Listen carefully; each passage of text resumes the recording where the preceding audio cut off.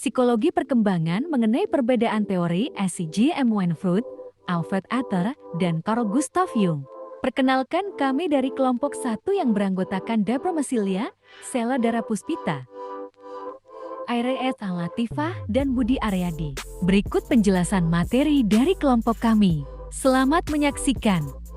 Psikoanalisis merupakan teori yang dikembangkan oleh Sigmund Freud dalam menganalisis psikologis manusia. Menurutnya, tingkah laku manusia justru didominasi oleh alam bawah sadar yang berisi ego, dan superego. Id adalah sistem kepribadian yang asli, dibawa sejak lahir. Dari id ini, kemudian akan muncul ego dan superego. Saat dilahirkan, id berisi semua aspek psikologi yang diturunkan, seperti insting, impuls, dan drives. Id berada dan beroperasi dalam daerah tak sadar, mewakili subjektivitas yang tidak pernah disadari sepanjang usia.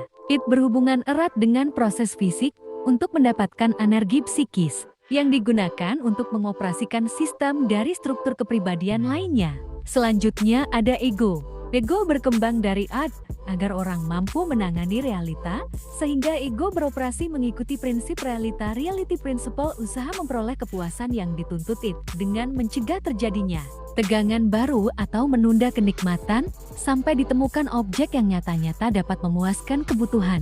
Dan yang terakhir ada superego. Superego adalah kekuatan moral dan etik dari kepribadian yang beroperasi memakai prinsip idealistik principle sebagai lawan dari prinsip kepuasan id dan prinsip realistik dari ego.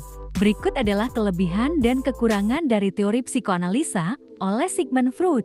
Kelebihan teori ini adalah mengatasi kecemasan dengan analisis mimpi, motivasinya tidak selalu durasi, lebih mementingkan pada masa kanak-kanak, dan merupakan akibat perkembangan seksual. Sedangkan kekurangan dari teori ini adalah lebih deterministik, menekankan kepada seksualitas, dan lebih mengutamakan masa kanak-kanak. Selanjutnya ada teori psikologi individu oleh Alfred Adler. Alfred berpendapat bahwa individu dan permasalahan hidupnya selalu bersifat sosial, seperti merasakan kebersamaan dengan orang lain dan mempedulikan kesejahteraan orang tersebut. Adler meyakini bahwa manusia dilahirkan dengan perasaan rendah diri. Berikut adalah kelebihan dan kekurangan dari teori Alfred Adler. Kelebihannya adalah berorientasi kepada masa depan, menekankan kepada individu, serta banyak penelitian. Sedangkan kekurangan dari teori ini adalah yang pertama itu konsistensi internalnya rendah, yang kedua kurangnya faktor dari biologis, dan kekurangan selanjutnya adalah definisinya kurang opsional. Yang terakhir ada psikologi analitik oleh Carl Gustav Jung. Jung berpendapat bahwa terdapat dua level dalam psikologi, yakni kesadaran dan ketidaksadaran. Kesadaran merupakan pengalaman yang bersifat personal, sedangkan ketidaksadaran berkaitan dengan keberadaan masa lalu.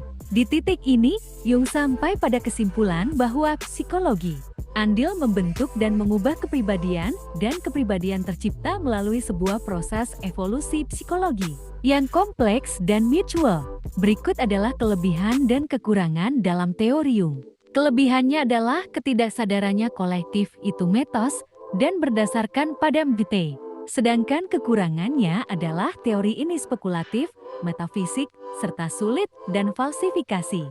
Jadi, kesimpulan dari penjelasan tadi adalah FRWD berpendapat bahwa kepribadian adalah integrasi ego dan superego. Sedangkan menurut Alfred, kepribadian adalah gaya hidup individu, cara yang karakteristik mereaksikan terhadap masalah hidup, termasuk tujuan. Dan terakhir menurut Jung, kepribadian adalah integrasi ego, ketidaksadaran pribadi, ketidaksadaran kolektif, kompleks, dan personal. Sampai jumpa. Sekian dan terima kasih.